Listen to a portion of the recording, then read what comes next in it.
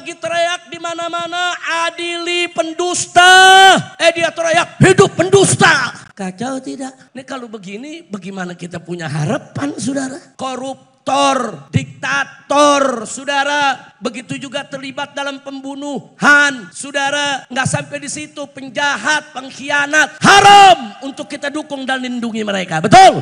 Jadi kalau kita katakan hidup maling berarti kita dukung maling. Kalau hidup pengkhianat berarti kita dukung pengkhianat saudara. Kalau maling, penipu, pembohong, pengkhianat bukan hidup. Adili, adili. Hukum mereka, betul. Kalau Bapak Presiden mau dihormati habaib, mau dihormati ulama, mau dihormati umat Islam, mau dibantu, mau didukung, mau dijaga, mau dibela, maka bersihkan kabinet merah putih dari orang-orang bermasalah.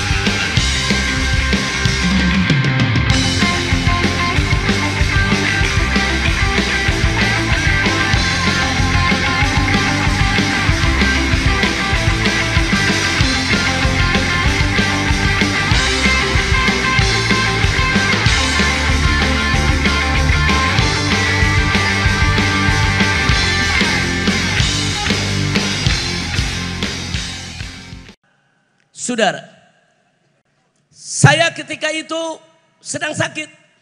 Saudara, ragu.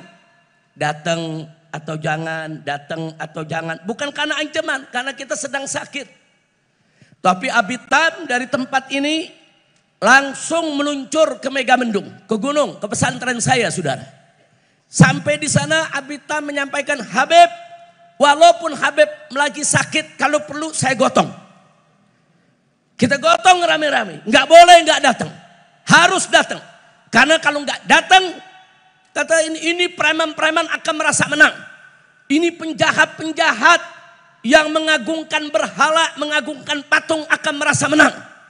Walaupun mereka di backing oleh bupati, bupati yang mengumpulkan mereka untuk nyerang Habib, saya minta tetap Habib berangkat dan saya ikut. Masya Allah, Bu.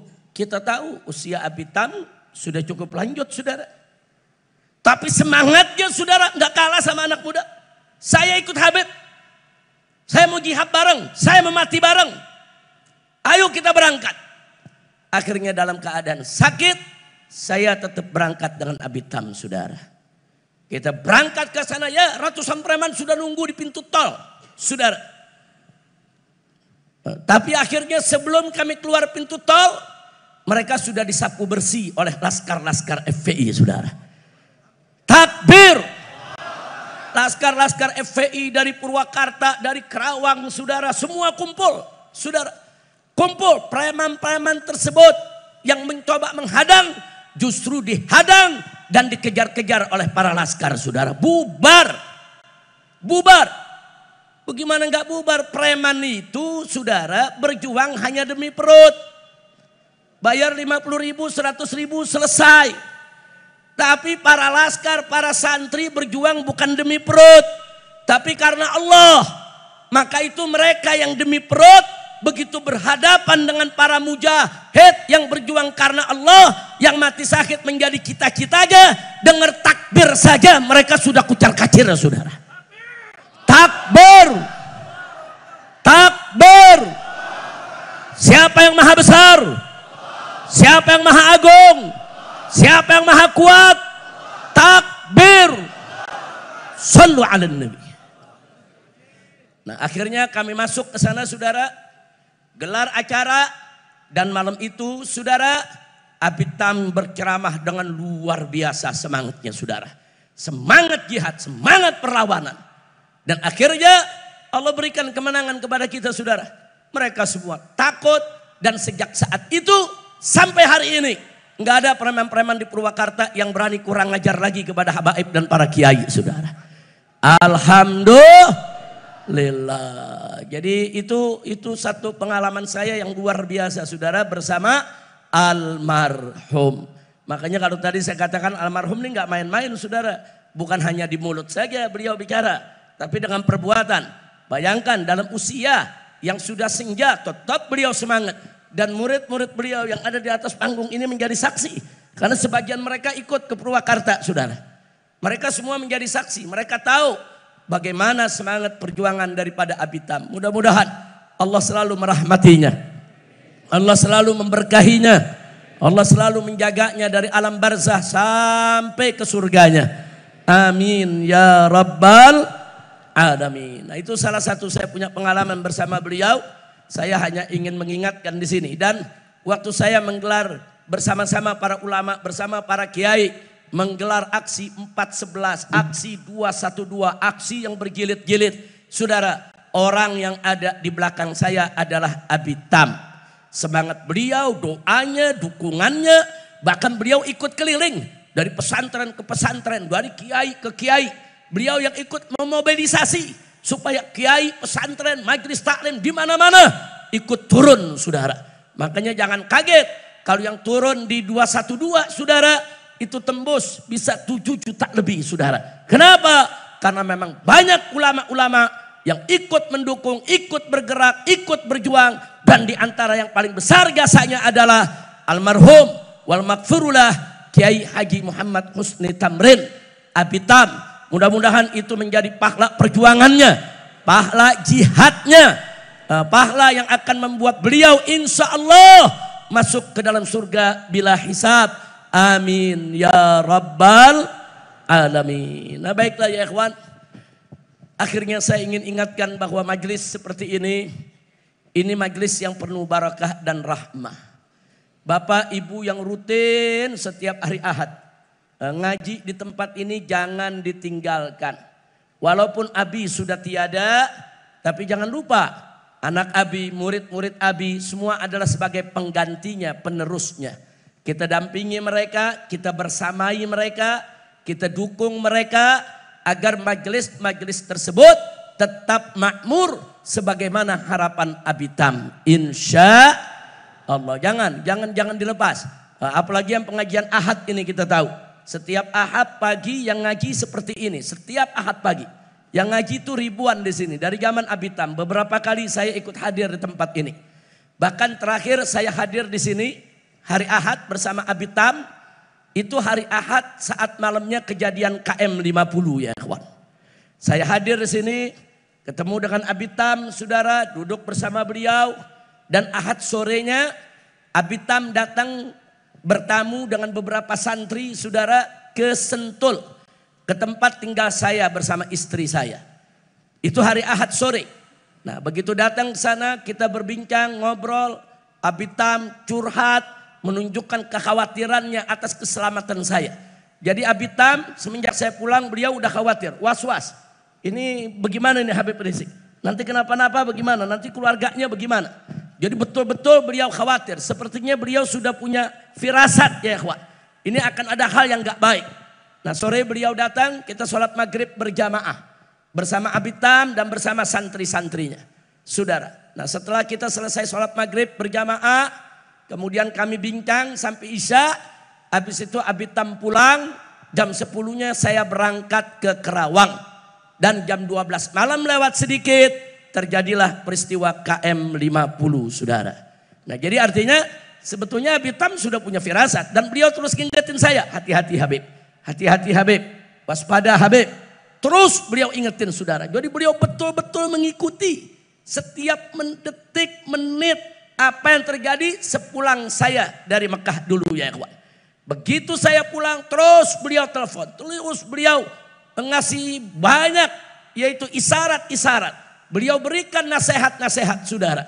Nah, jadi artinya saya punya kenangan yang luar biasa. Di detik-detik terakhir saudara sebelum terjadi KM 50, Abi Tam yang memberikan isyarat, memberikan warning, memberikan peringatan.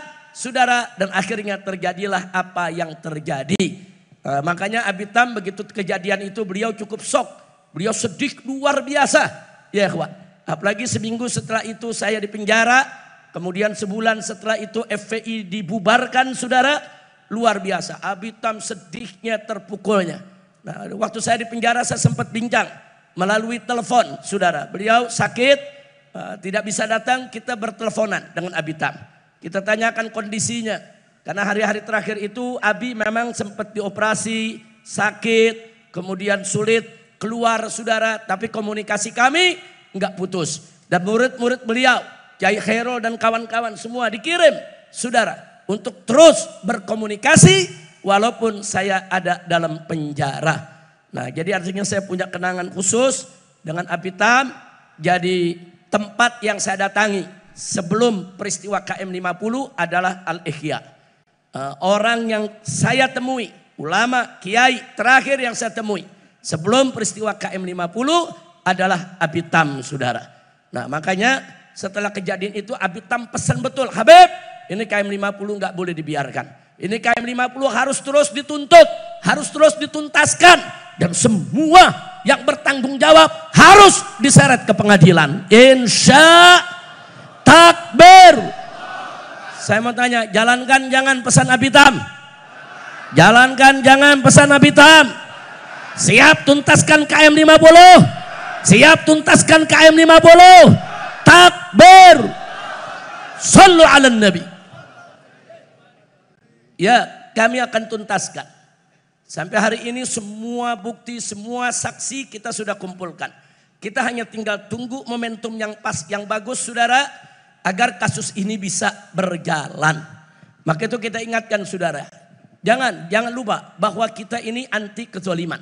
Dan kita tidak akan pernah membiarkan kezoliman. Allah berfirman dalam Al-Quranul Karim. Faqala ta'ala. Wala tahsabanallaha ghafilan. Amma ya'maludz zalimun. Jangan kalian sangka. Jangan kalian kira. Kalau Allah itu ghafil. Allah itu lalai. Daripada perbuatan orang-orang yang zalim. Enggak, Allah enggak bakal lalai. Allah enggak bakal pernah lupakan itu semua saudara. Enggak, Allah maha adil. Siapa yang berbuat kezaliman pasti Allah akan balas saudara. Baik di dunia maupun di akhirat. Dan Allah paling tidak suka dengan kezaliman. Makanya dalam Al-Quran juga dijelaskan saudara. Innallaha la yazlimun nasa syai'a walakinan nas anfusahum yazlimun. Sesungguhnya Allah tidak pernah dan tidak akan pernah menzolimi manusia sedikit pun. Walakinan nas, akan tetapi manusia itulah anfusahum yazlimun, yang menzolimi diri mereka sendiri. Jadi nggak ada Allah menzolimi saudara. Tapi manusia yang menzolimi diri sendiri. Jadi kalau Allah memberikan balasan kepada orang-orang yang berbuat zalim, itu keadilan Allah. Allah tidak berbuat zalim. Jadi nggak usah khawatir. Yang zalim-zalim itu saudara pasti. Sebagian mereka sudah meninggal dunia. Sebagian mereka saudara sudah mati dari orang-orang yang bertanggung jawab di KM50. Tinggal kita lihat saja nanti ketemu di pengadilan akhirat saudara. Mereka nggak bakal bebas begitu aja. Sebagian lagi mereka masih hidup. Bahkan ada yang terus diberikan jabatan. Dinaikkan jabatannya. Diberikan kedudukan. Dan saya sudah sampaikan protes ini kepada pemerintah saudara. Saya sudah sampaikan saudara. Melalui orang-orang dekat Bapak Presiden. Kalau Bapak Presiden mau dihormati habaib. Mau dihormati ulama. Mau dihormati umat Islam.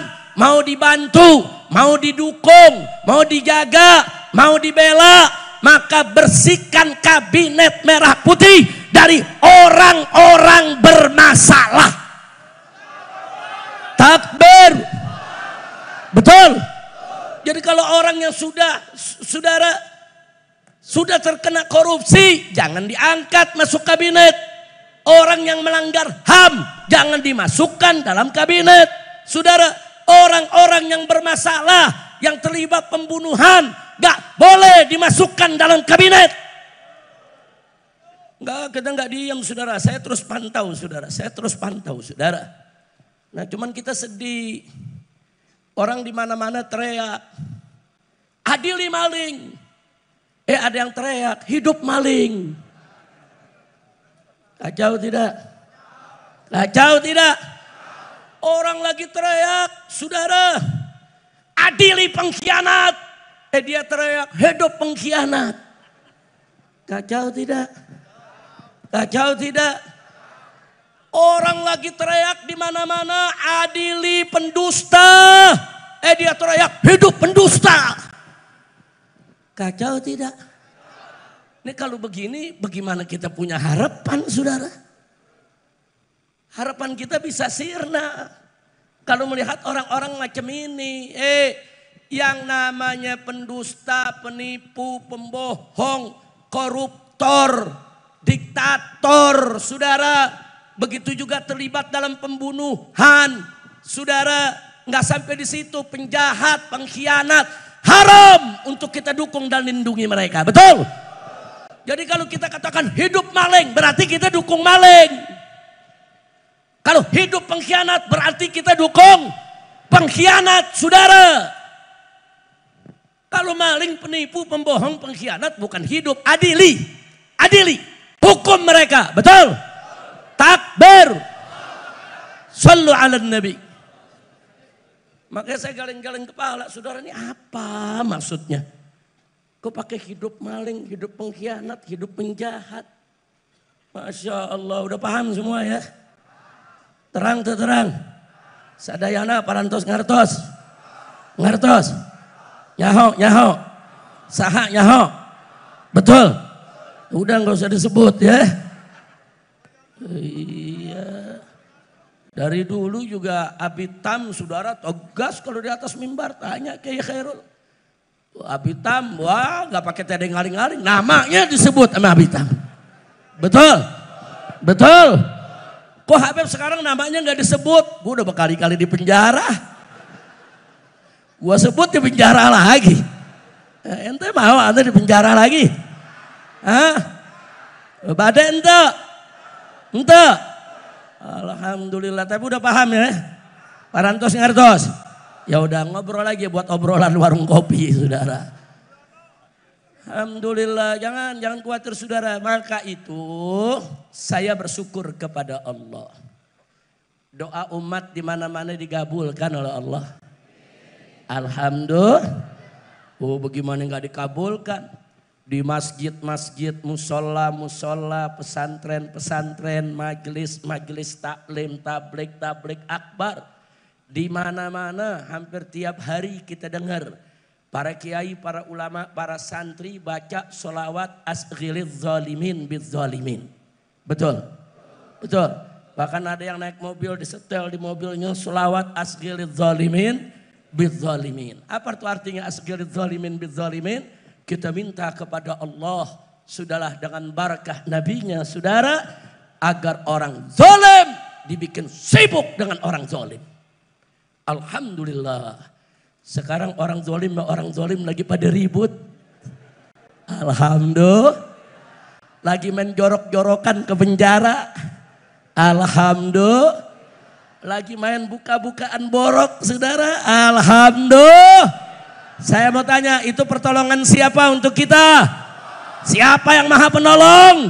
Siapa yang maha besar? Siapa yang maha perkasa? Takbir.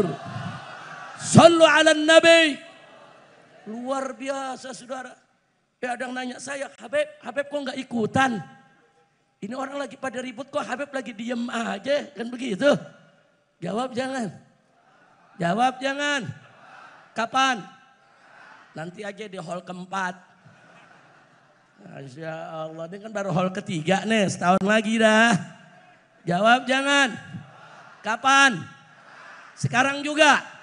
Mesti sekarang. Saya jawab, saudara, kalau serigala lagi berantem, ente jangan misahin. Dicakar ente, betul? Betul. Buaya sama buaya lagi ribut, lu tonton aja.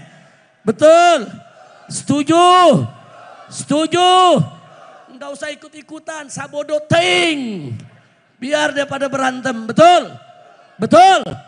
Enggak usah, saudara, enggak usah ikut campur. Saudara, kita adu domba hukumnya haram. Betul? Betul. Adu domba hukumnya apa?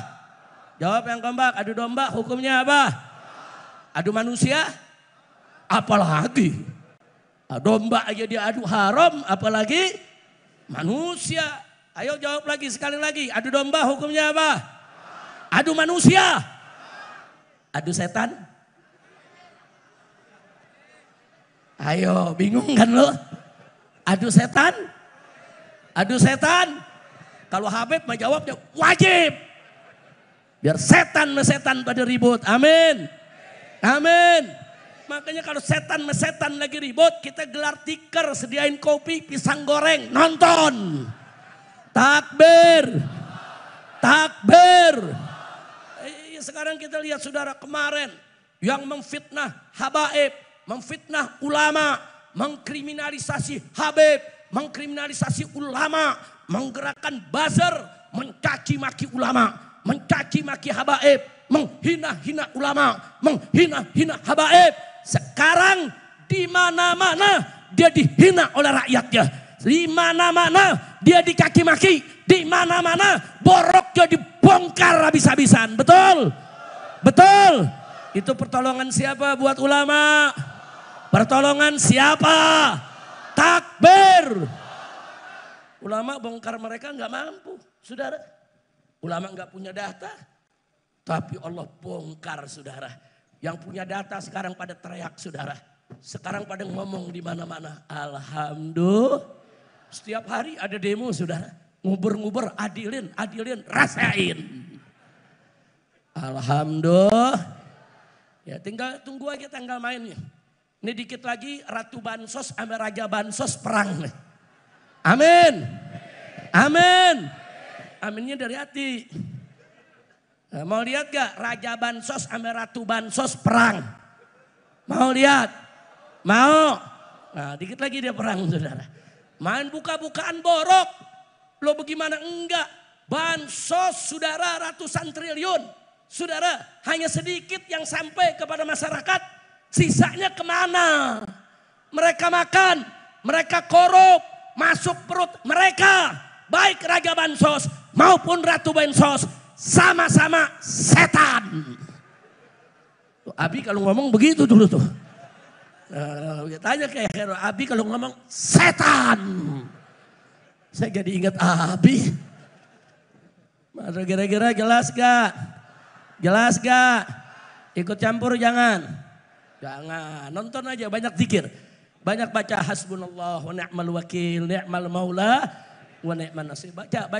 Para ulama kita menganjurkan baca hasbunallah wa ni'mal wakil setiap hari 450 kali di pagi hari. Insya Allah sepanjang hari saudara, semua kesulitan Allah mudahkan. Semua kesempitan Allah lapangkan. Orang yang mau jahat sama kita saudara, dihalangi oleh Allah subhanahu wa ta'ala. Kita diselamatkan dari makar mereka. Insya. Nah jadi saya minta tuh selawat azgirid zalimin terus baca terus. Setuju? Coba Habib Muhammad bin Hadi ke depan. Habib Muhammad bin Hadi, ini saya punya menantu. Ini menikah dengan anak saya yang kelima, yaitu Syarifah Mumtaz, lulusan Insan Kamil, saudara Syarifah Mumtaz. Baik, kita baca sama-sama semuanya. Allahumma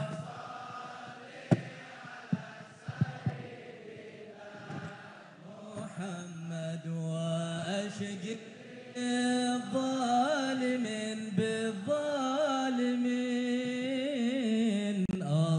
semua. Salli ala Sayyidina Muhammad wa ashghil zalimin bizzalimin wa ashghilna min bainihim salimin wa ala alihi wa sahbihi ajma'in. Sekali lagi. Allahumma salli ala Sayyidina Muhammad wa ashghil zalimin bizzalimin.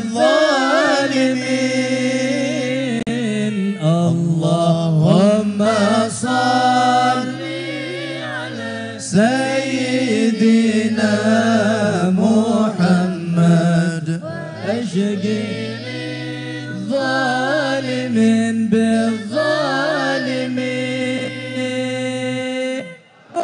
Angkat tangan semua. من بينهم سالمين وعلى آله وصحبه أجمعين. Sekali lagi. اللهم صل على سيدنا محمد وأشغل الظالمين بالظالمين. اللهم صل على سيدنا محمد. Angkat tangan semua. وأشغل الظالمين بالظالمين وأخرجنا من بينهم سالمين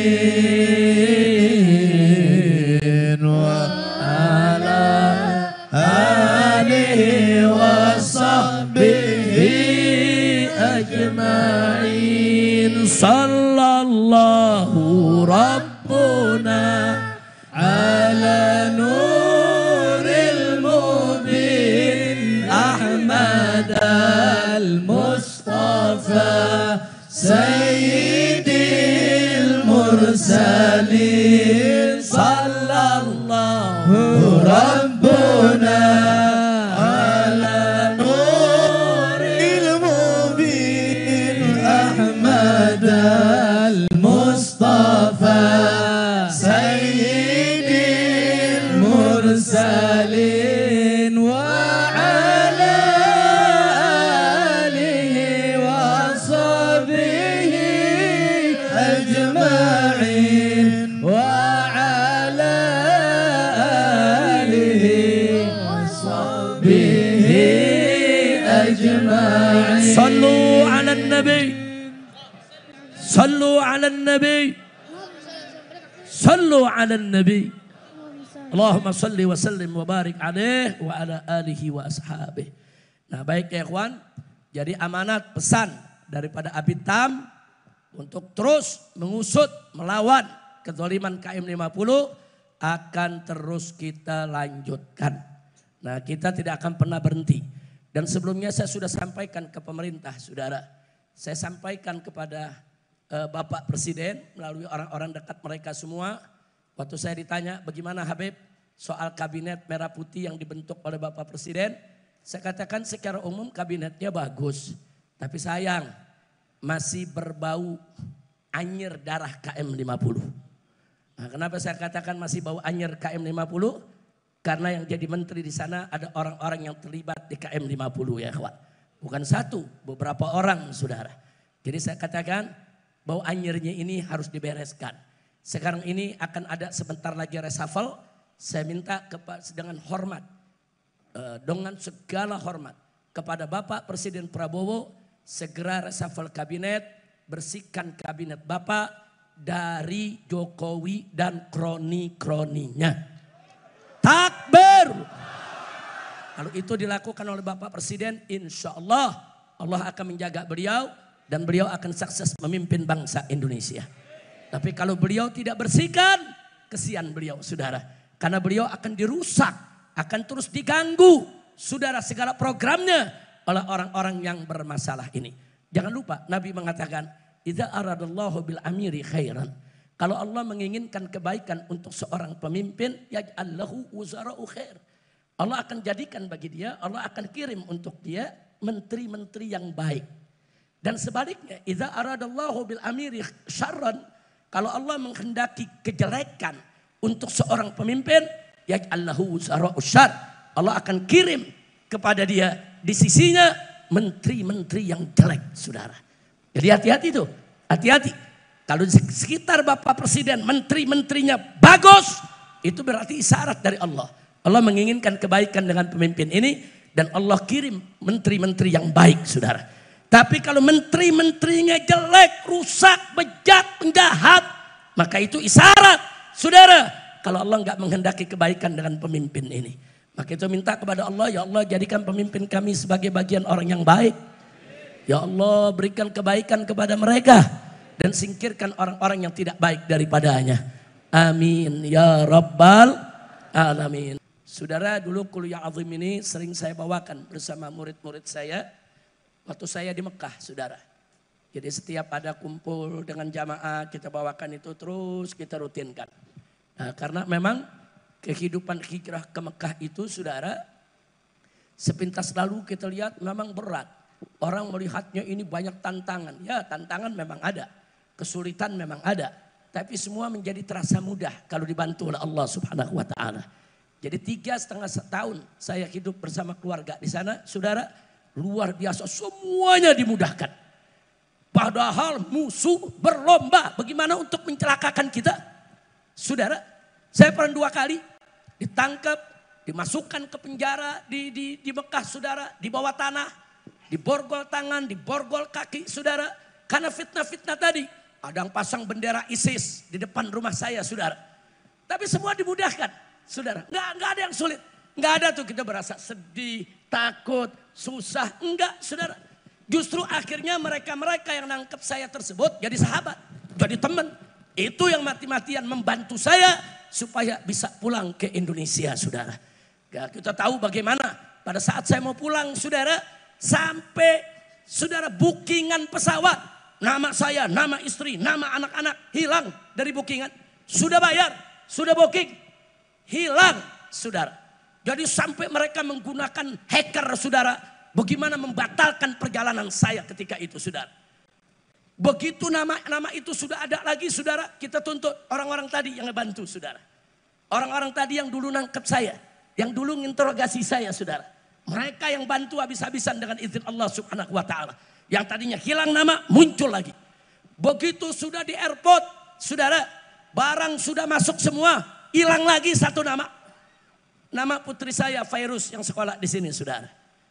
Karena mereka tahu kalau 1 nama hilang, Habib Rizik nggak mungkin berangkat. Dan nggak mungkin ninggalin anaknya sendiri di Mekah, saudara. Hilang lagi itu nama.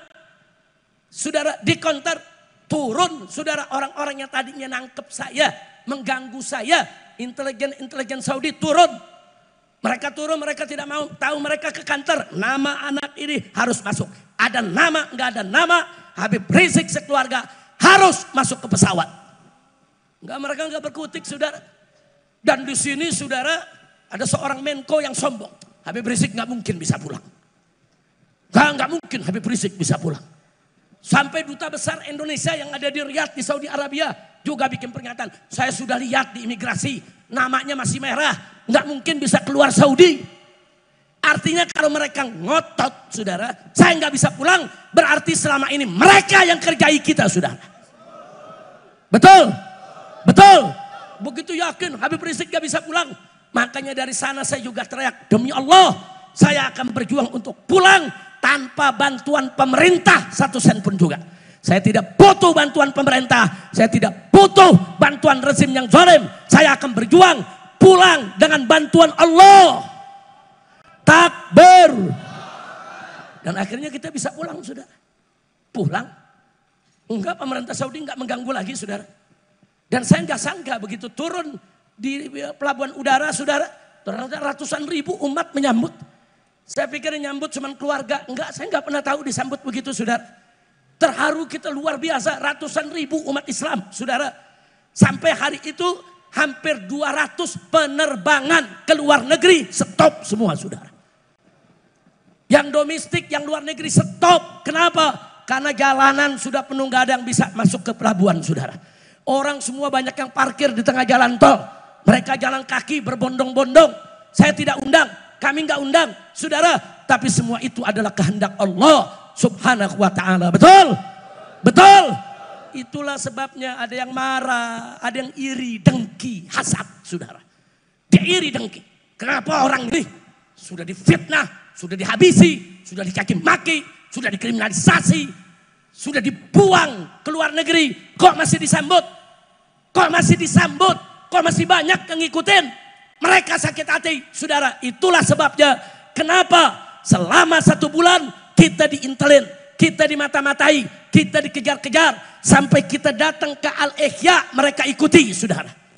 Semua tempat mereka ikuti. Dan puncaknya terjadilah KM50. Nah jadi kalau kemudian ada yang nanya, Habib siapa yang bertanggung jawab dengan KM50? Saya jawab, yang paling bertanggung jawab adalah Jokowi. Takbir. Maka itu akan kita tuntut. Saya himbau kepada seluruh umat Islam. Seluruh bangsa Indonesia dimanapun Anda berada. Di seluruh tanah air. Kalau rakyat sudah teriak adili Jokowi. Terus ada yang teriak hidup Jokowi. Saudara, maka sekarang saya ajak semua umat Islam. Bikin pamflet, bikin stiker, bikin spanduk. Tulis di tembok-tembok. Di mana saja. Adili Jokowi, setuju tidak? Takbir. Kalau di mana-mana ditulis itu saya yang tanggung jawab, saudara. Saya tanggung jawab dunia akhirat karena memang Jokowi harus diadili, saudara. Nah maka itu saya pesan amanatkan kepada Bapak Presiden Prabowo yang saya cintai dan saya hormati.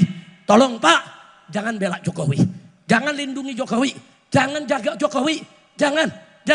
Biarkan kami akan menyeret dia ke pengadilan agar dia bertanggung jawab atas segala kejahatan yang dilakukannya. Baik yang melanggar HAM maupun yang terkait korupsi, nepotisme, saudara, dan juga kolusi. Saya minta kepada Bapak Presiden, jangan lindungi penjahat, jangan jaga penipu, jangan jaga dan pelihara orang yang melanggar HAM, jangan piara koruptor, betul? Takbir. Kalau Bapak Presiden bersama umat rakyat mengadili Jokowi, dukung tidak? Jawab yang kompak, dukung tidak? Dukung tidak? Kita tidak melawan Presiden Prabowo, tidak. Kita hormati, kita cinta, kita dukung, kita bela. Tapi kita memberikan nasihat, bagaimana kami bisa bela maksimal kalau Anda melindungi orang yang bermasalah. Melindungi penipu, pendusta, pembohong, diktator, otoriter, saudara, pelanggar HAM. Orang yang melakukan KKN, korupsi, kolusi, dan nepotisme. Itu semua dilakukan oleh Jokowi. Stop, Presiden. Jangan melindungi lagi Jokowi. Betul? Cukuplah terakhir kemarin mengatakan hidup Jokowi. Cukup itu saja Pak. Jangan dilanjutkan, jangan diteruskan. Kami masih menghormati Bapak. Maka itu saya mau ajak semua saudara umat Islam dimanapun Anda berada. Khususnya para pengurus, aktivis, dan simpatisan Front Persaudaraan Islam FPI dimanapun Anda berada, bikin stiker, bikin pamflet, bikin spanduk, bikin tulisan-tulisan di kaos-kaos, di sablon, di kaos, di baju, di mana saja, tulis adili Jokowi. Takbir. Setuju tidak? Setuju tidak? Nah maka itu terakhir saya sampaikan di sini, saya mendukung perjuangan para mahasiswa kita, saudara, yang saat ini sedang turun. Saudara, selama mereka membela agama, bangsa dan negara, serta membela rakyat yang tertindas, saudara. Selama betul-betul untuk bela agama, bangsa dan negara, serta membela rakyat yang tertindas, wajib kita dukung sama-sama. Setuju? Siap dukung mahasiswa? Takbir. Hidup Islam. Hidup Islam. Hidup umat Islam. Hidup umat Islam. Hidup ulama, hidup rakyat, hidup mahasiswa, takbir.